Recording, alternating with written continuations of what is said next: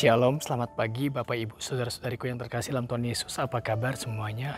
Saya berharap semua dalam keadaan baik-baik saja. Puji Tuhan, ketika Allah sudah berjanji, Ia akan menepatinya. Tetapi ada beberapa hal yang membuat kita sulit masuk dalam penggenapan janjinya. Persungutan adalah salah satunya. Kita akan belajar dari bangsa Israel yang karena persungutan banyak dari mereka yang gagal masuk ke tanah perjanjian. Bapak Ibu, mari kita bersama-sama membuka Alkitab kita dalam Keluaran 16 ayat 2-3. Demikian firman Tuhan. Di padang gurun itu bersungut-sungutlah segenap jemaah Israel kepada Musa dan Harun dan berkata kepada mereka, kalau kami mati tadinya di tanah Mesir oleh tangan Tuhan ketika kami duduk menghadapi kuali berisi daging dan makan roti sampai kenyang, sebab kamu membawa kami keluar ke padang gurun ini untuk membunuh seluruh jemaah ini dengan kelaparan. Persungutan yang bangsa Israel lakukan karena mereka tidak pernah bisa untuk mensyukuri keadaan serta apa yang sudah mereka punyai pada saat itu. Bangsa Israel selalu membanding-bandingkan masa lalu mereka di tanah Mesir lebih indah daripada masa yang sekarang dan yang akan datang. Makan kuali berisi daging, makan roti sampai kenyang. Pada kenyataannya tidak seindah yang mereka katakan, karena mereka hanyalah budak yang tidak mempunyai kehendak bebas, hidup yang selalu diatur oleh tuannya. Betapa ironinya pola pikir yang demikian. Mereka lebih menyukai diperbudak oleh bangsa Mesir daripada mengalami situasi sukar yang sementara waktu saja agar mendapatkan kebebasan dari keterikatan yang ada. Seringkali kita juga berperilaku seperti itu. Mengolok Tuhan tidak harus mengumpat dengan makian, mencerca, dan menghina. Ketika Anda bersungut, itu sudah sama dengan menghina Tuhan. Bersungut-sungut sama saja seperti mempertanyakan kedaulatan dan penyertaan Tuhan. Tanpa disadari, acap kali kita melakukan tindakan yang demikian di tahun-tahun yang sebelumnya. Bersungut dan selalu menyesali atau membanding-bandingkan kejadian di kehidupan kita yang sudah terjadi dengan masa yang sekarang. Lebih terlena dengan masa lalu yang indah yang dimana kelihatannya dosa lebih menggiurkan daripada hidup benar. Tidak bisa bangkit menghadapi kenyataan, selalu mempertanyakan kenapa bisnis saya bangkrut, mengapa saya ditipu orang, seandainya saja saya tidak membuat keputusan yang salah, mengapa hal-hal yang pahit Tuhan izinkan terjadi dalam kehidupan ini. Padahal saya sudah rajin ke gereja, beribadah, dan tetap setia mengikut Tuhan. Sebetulnya ketika Tuhan memanggil bangsa Israel untuk keluar dari tanah Mesir menuju ke tanah perjanjian, di situ juga ada berkat pimpinan Tuhan di dalam kehidupan mereka, dan hal itu juga berlaku untuk kita bangsa Israel secara rohani yang sudah dipanggil keluar dari Mesir cara hidup kita yang lama. Ada berkat-berkat khusus yang sebetulnya sudah menanti ketika bangsa Israel, kita orang-orang percaya, telah keluar dari Mesir cara hidup kita yang lama. Yaitu yang pertama ada berkat jangka pendek, penyediaan Tuhan di masa kesukaran. Ayat 15-16, ayat ini berbicara penyediaan dan penyertaan Tuhan kepada bangsa Israel melalui mana yang Tuhan turunkan dari langit. Ketika kita hidup di dalam iman dan menantikan penggenapan janjinya, di dalam kehidupan kita, Ia menjagai dan memelihara kita setiap hari, bahkan setiap saat tanpa kita sadari. Tuhan menurunkan mana setiap hari untuk memberi makan bangsa Israel di padang gurun yang menggambarkan kesukaran dan kesengsaraan yang sedang terjadi akhir-akhir ini. Sadarkah Anda ketika kita sudah dipanggil menjadi orang percaya dan kita hidup sungguh-sungguh di hadapan Tuhan, Dia akan berjanji akan menyediakan apa yang kita perlukan. Kalau Anda berpikir sepertinya tidak demikian, saya merasa kekurangan, sebetulnya hal itu kurang tepat.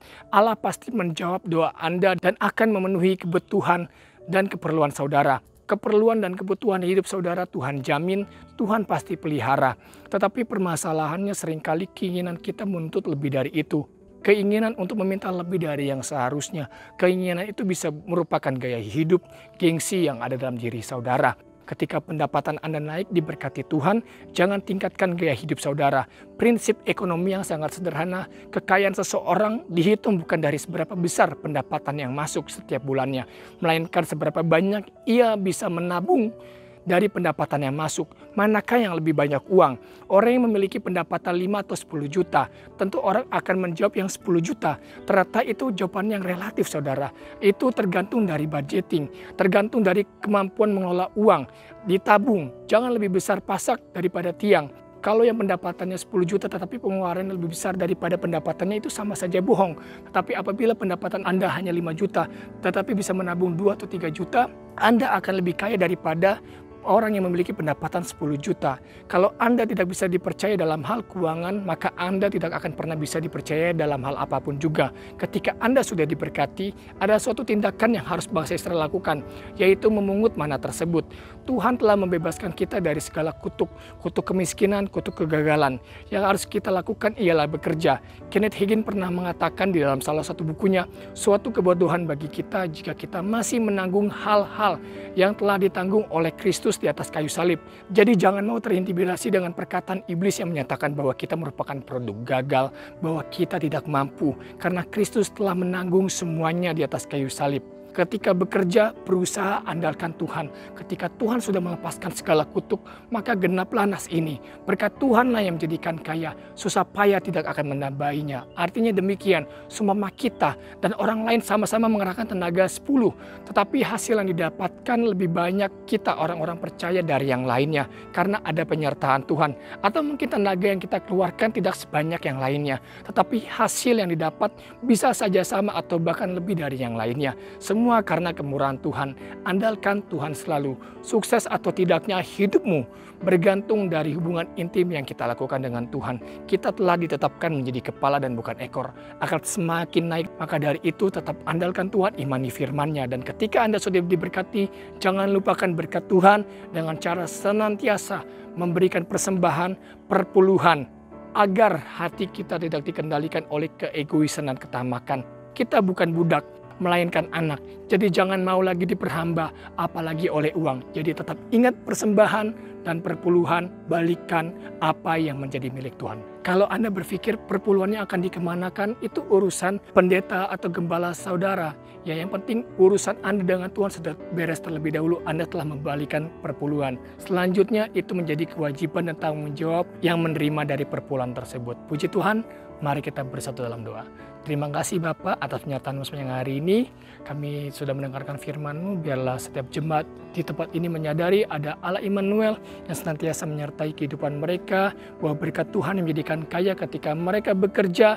Ada berkat Tuhan, ada penyertaan Tuhan sehingga mereka tidak akan kekurangan. Karena Engkau adalah Allah providensia yang mampu menyediakan setiap kebutuhan kita di waktu yang tepat. Terima kasih, kami serahkan doa ini dalam tangan-Mu. Dalam nama Tuhan Yesus, haleluya, amin.